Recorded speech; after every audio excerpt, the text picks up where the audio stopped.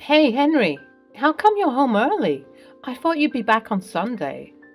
He got pissed off at me. This is my house. I can come and go anytime I want. I don't need to give you any justification for that. Why are you unnecessarily getting angry? I was asking this because you said you'd be away for the weekend. Just shut up. I don't want to waste my time talking to you. Get dinner for me. Henry, I did not cook dinner because I had some leftover food from the morning. Oh, I knew it. I knew that you spend the day sluggishly watching TV and doing nothing when I'm away. You are such a lazy woman. Why are you saying such filthy things to me? Give me 15 minutes, I'll cook something for you. I gave this comfortable life to you, you damn ungrateful woman. Hi, my name is Martina. I'm a 40-year-old woman. I've been married to Henry for the last 10 years. I was raised by my mother single-handedly, so I started working after passing out of high school. Although my mother insisted that I go to college, I thought that it would be too much of a burden on her. I started working as a cashier in the local supermarket. Although the initial salary was low, I lived frugally and saved the most of it. I worked very hard in my job, extended the shifts, and sometimes worked in 2 shifts during peak sales seasons. Gradually, I started looking at the accounts of the supermarket as I had taken some finance classes from a friend. The owner of the supermarket was impressed by my hard work and dedication. After a while, I was promoted to the position of manager at the supermarket, where I took care of the inventory, accounts, and the staff. One day, a man lost his wallet at the supermarket and was yelling at one of my staff. I kept the wallet right here. How did it vanish? Is there no safety in your supermarket? But sir, the customers should take care of their belongings. What the hell? Hearing the commotion, a crowd gathered near the aisle. I rushed to the spot and intervened. Hello, sir. I'm the manager of this supermarket. Please come aside. Let me help you. Well, I kept my wallet in one of these racks to pick up something, and when I turned back, I didn't find the wallet. It is your responsibility to help me get back my wallet. I nodded. While he continued to rant about his lost wallet, I quickly messaged my security department to fetch the CCTV footage of the last 10 minutes of the particular aisle. I also asked them to call the local police patrol of the area. Are you even listening to me? I want my wallet, as it is stolen at your supermarket. Sure, sir. We already have captured the footage and the face of the suspect. The police will be here in a minute, and we would share the details of the suspect. By then, the police arrived and the security guard shared the details with the police. The police identified the person on the footage to be a local thief. They took the details of the man and they all left. The next day, when I was just doing my usual work at the supermarket, the same guy showed up. Hey, I didn't get a chance to thank you yesterday. Oh, did you get the wallet? Yeah. The police nabbed the thief from the other lane. He was not able to go too far. The police said that it was due to your quick reaction in alerting the police and providing them with the CCTV footage. The thief was caught, and I got the wallet back. So, thank you so much. I blushed at his kind words. Well, I was just doing my job. I'm glad that I could help you. I'm sorry that I yelled at you yesterday. I was in a panic. I'm new at this place and the wallet had my ID and credit cards. No worries, I understand. Hey, may I know your name? My name is Martina. Martina, my name is Henry. I live 2 buildings away from this place. Would you mind having a coffee with me, please? I just want to thank you for your help. This is how our story began. Henry shifted to that place a week ago, and then we accidentally met at the supermarket. Initially, I refused to go out with him, but then he insisted and I went to the nearby cafe. I liked his grateful nature. Gradually, we started officially dating. After a few months, when my rental agreement expired, Henry suggested that I move in with him. Those were the best days of my life. Before we knew it, we fell in love. Henry worked at an IT company, so he had a busy schedule, but we spent our weekends partying and enjoying our life like there was no tomorrow. We dated for 2 years. One day, I was having a regular conversation with my mom over the phone, and she told me, "Martina, after your dad passed away, I dedicated my life to your upbringing. It gives me so much joy to see you as an independent woman." "What happened, Mom? Why are you talking like this?" "Honey, I'm getting old. I'm worried that if I die, you'll be left alone as you don't have anyone else to support you." "Mom, don't worry about me. Besides, you're not dying anytime soon. You're still very young." "Honey, it's time for you to think about getting married. I want to see you as a bride before dying." I got uncomfortable with this. "Mom, stop it." Although I shrugged her off, I got tensed.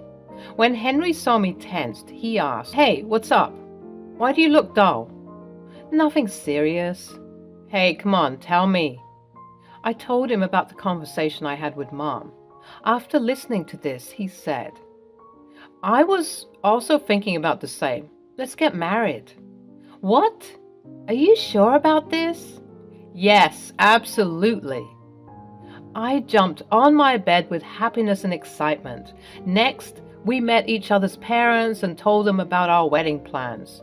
My mom got emotional when she met Henry. "I have no one in this world except her. Please take good care of her." "Don't worry, I'll love and protect her as you did." Henry's parents were also very sweet and kind to me. We soon got married.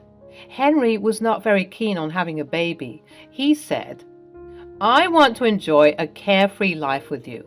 A baby would become a liability." But I insisted on having one, so eventually he gave up. 5 years after our marriage, my daughter Sarah was born, which completed our family.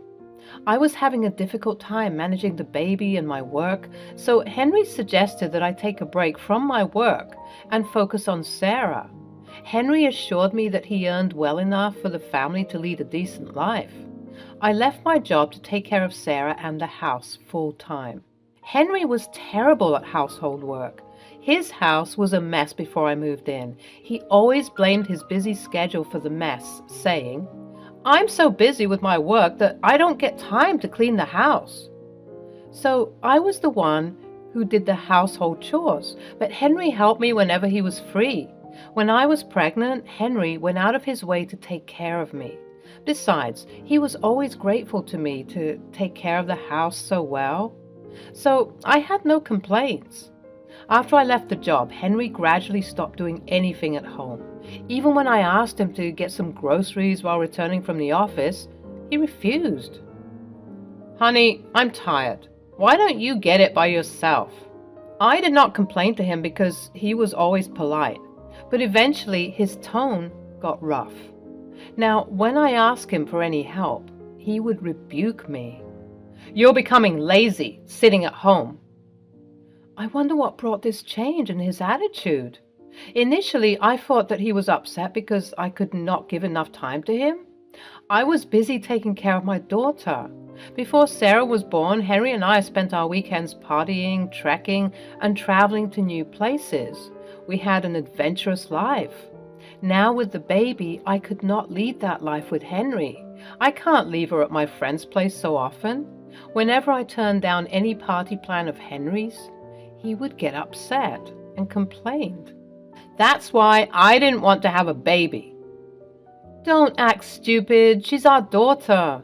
Once she grows a little older, we can get back to our lives like before. Henry loved us, but he loved his freedom more. I told him, "Honey, why don't you party or go for a trek with your friends?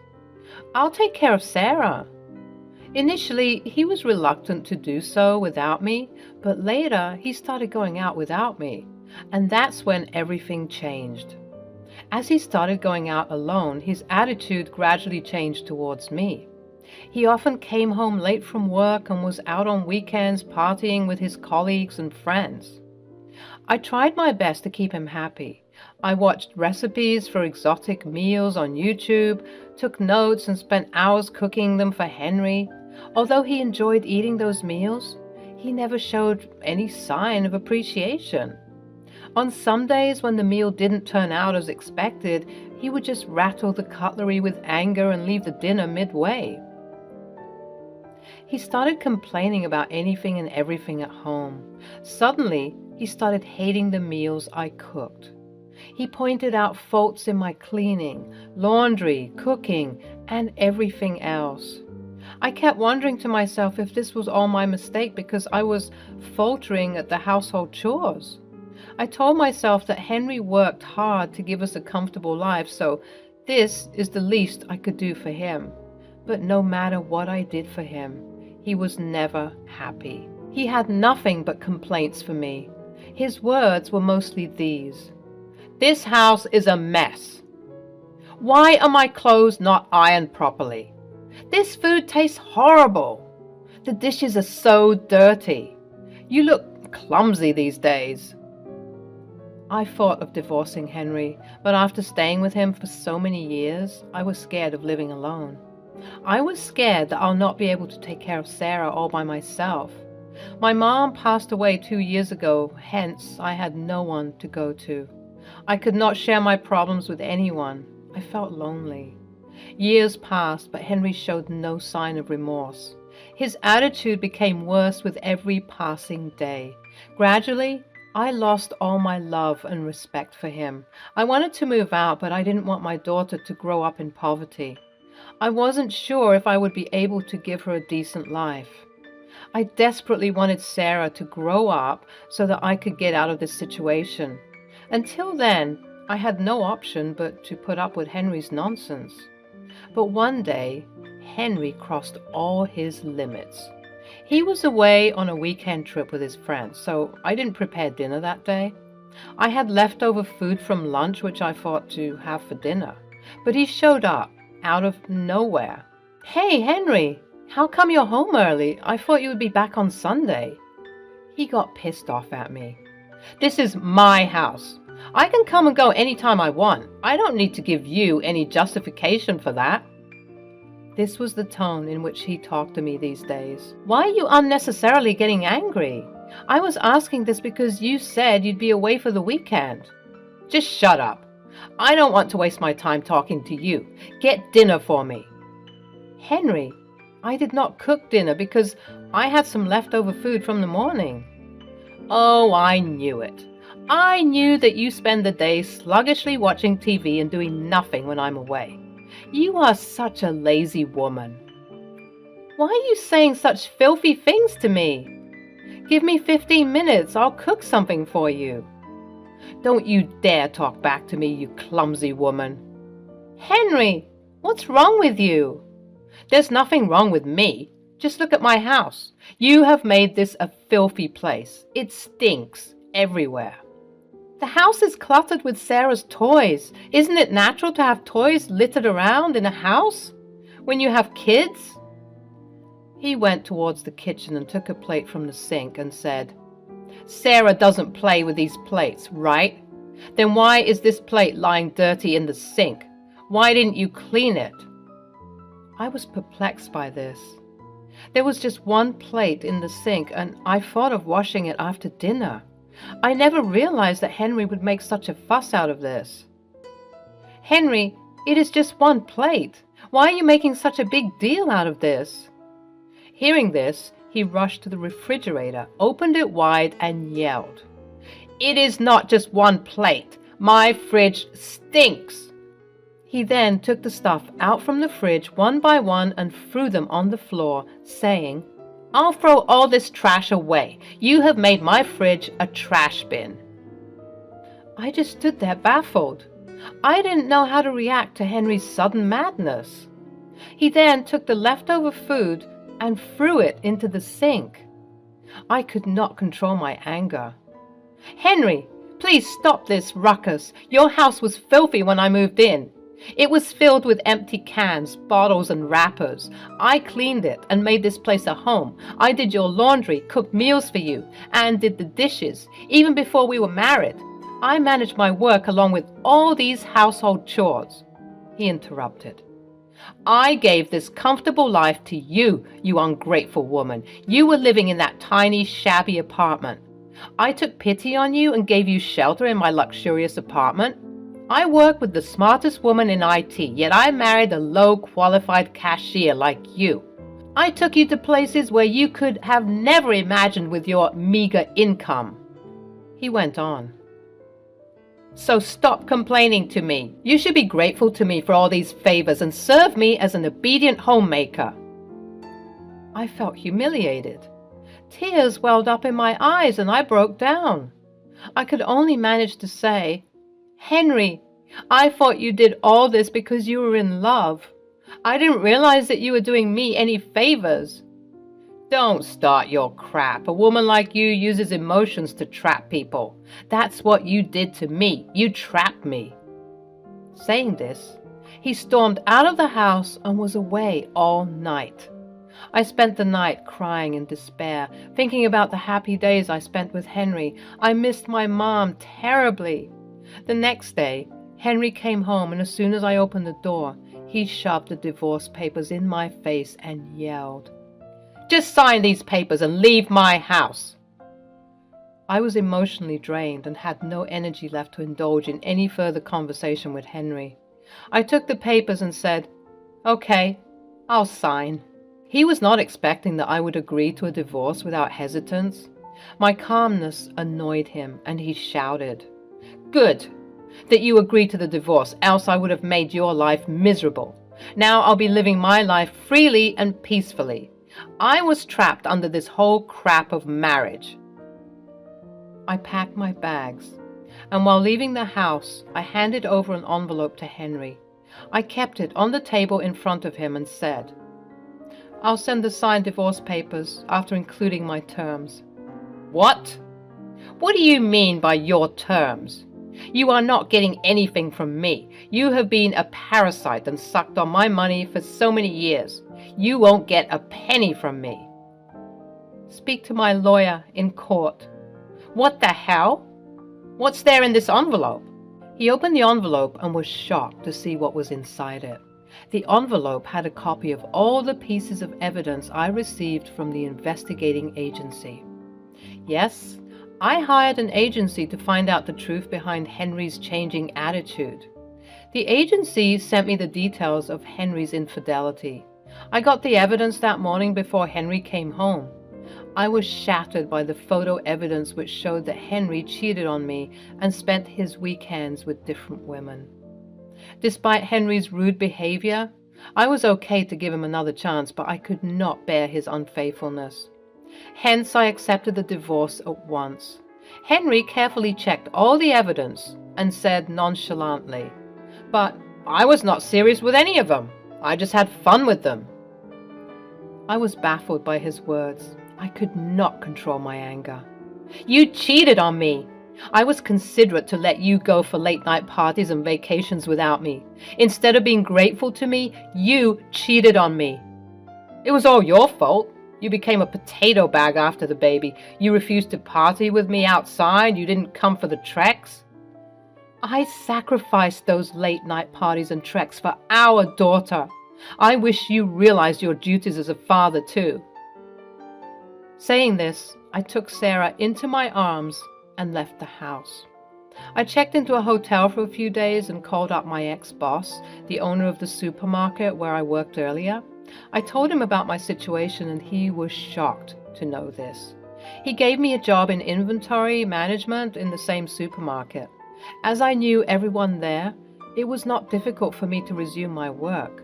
My boss offered me temporary accommodation at an apartment that had just been vacated by his previous tenants. Meanwhile, I hired a lawyer and sent my divorce terms to Henry. The lawyer helped me demand child support and good alimony on the grounds of Henry's infidelity. Seeing the alimony amount, Henry called me several times, but I ignored his calls. He sent the voice note asking for negotiation, but I was adamant to get compensated for the damage and the trauma I had been subjected to. Henry didn't have an affair with one particular woman, but he was fooling around with a lot of women, including his colleagues and some random girls whom he met during parties or trips. He also got into the wrong company and took drugs, sometimes. Maybe that was the reason for his elevated anger and frustration, which he leashed out on me. I called up Henry's parents and told them everything. They were shattered to know that Henry could do such horrible things. I also couriered some of the photos in which Henry was being cozy with his colleagues in his office. My lawyer told me that Henry is not being treated well at his office after his colleagues got to know about his affairs. His manager has even threatened him that he would be expelled from the company if he repeats the same. The colleagues with whom he had the affairs have also left the office in shame, as the photos maligned their reputation too. Henry continues to work there as he had to pay the alimony and the child support. After a few months, I got an email from Henry. "Hey, Martina, I'm sorry for what I did to you. When you were with me, I did not realize your importance. I'm grateful to you for doing everything for me, from cleaning, laundry, dishes, and the meals you prepared for me. You made my place a home to live in. Without you, the place has again become a mess. I miss you." Although the email made me emotional, I did not think of getting back to Henry. He missed me because I took care of him and his house.